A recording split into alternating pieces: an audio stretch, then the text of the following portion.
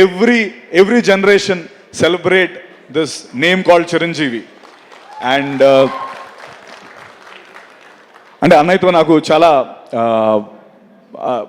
నేను చాలా దగ్గర నుంచి అన్నయ్యని ట్రావెల్ అయ్యాను. అయితే అంటారు కదా, నెవర్ మీట్ యువర్ హీరోస్ అంటారు.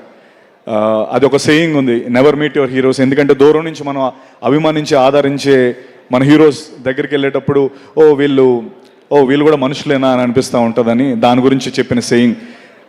నేను టేక్ మై వర్డ్ అండి, నేను అన్నయ్యని అట్లీస్ట్ ఒక 100 సార్లు కలిసి ఉంటాను.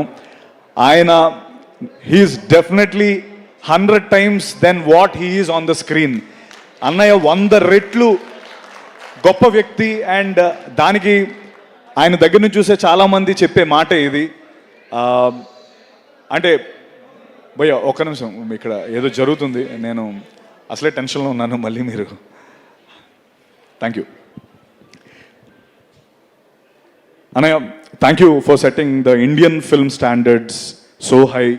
నేను అంటే మీ డాన్సులు చూశాను, మీరు డూప్స్ లేకుండా స్టంట్స్ ఇవన్నీ చూసి సినిమాల్లోకి వద్దాం. నాకు మిమ్మల్ని చూసిన తర్వాత నిజంగా నాకు చాలా భయం వేసింది. ఎందుకంటే బాలచంద్ర గారు అన్నట్టు he's a combination of Rajinikanth and Kamal Haasan అని ఒక లైన్ ఉంటుంది. అది ఎందుకంటే నువ్వు ఇక్కడికి వస్తే మీడియోక్రిటీతో రాకు, హార్డ్ వర్క్ అండ్ సిన్సియారిటీ అనే 2 ఎలిమెంట్స్ని గుండె నిండా నింపుకొని రా. ఊరికేదో వచ్చేస్తాను మీడియోక్రిటీగా ఇక్కడికి వస్తానని వచ్చేవాళ్ళు రావద్దు అని చెప్పి ఇండియన్ ఫిల్మ్ స్టాండర్డ్స్నే ఒక పెద్ద పొజిషన్లో పెట్టిన వ్యక్తి చిరంజీవి గారు.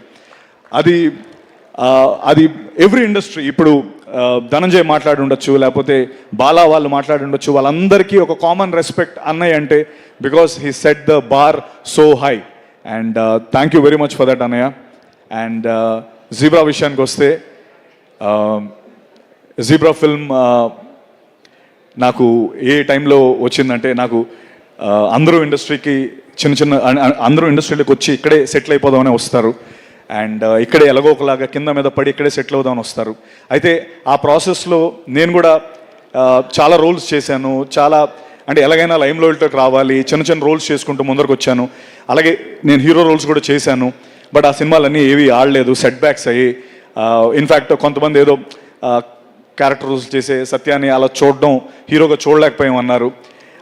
నిజంగా చాలా లోలో ఉన్నప్పుడు, అండ్ నేను ఇది ఎప్పుడు ఈ విషయం చెప్పాలి, నేను చాలా లోలో ఉన్నప్పుడు నాకు ఒక లైట్, ఒక దీపంలో వచ్చిన వ్యక్తి అది మెగాస్టార్ చిరంజీవి గారు. అది ఎందుకో చెప్తాను నేను, అది నేను చెప్పి తీరాలి. ఎందుకంటే నాకు 5 ఏళ్ళు ఉన్నప్పుడు అసలు ఎంటర్టైన్మెంట్ అంటే, లేకపోతే ఏమీ తెలియని వయసులో ఆయన సాంగ్స్ చూసి ఎంటర్టైన్ అయ్యాను. అప్పుడు చిరంజీవి గారు ఉన్నారు. తర్వాత నా ఇంజనీరింగ్ ఫ్రెషర్స్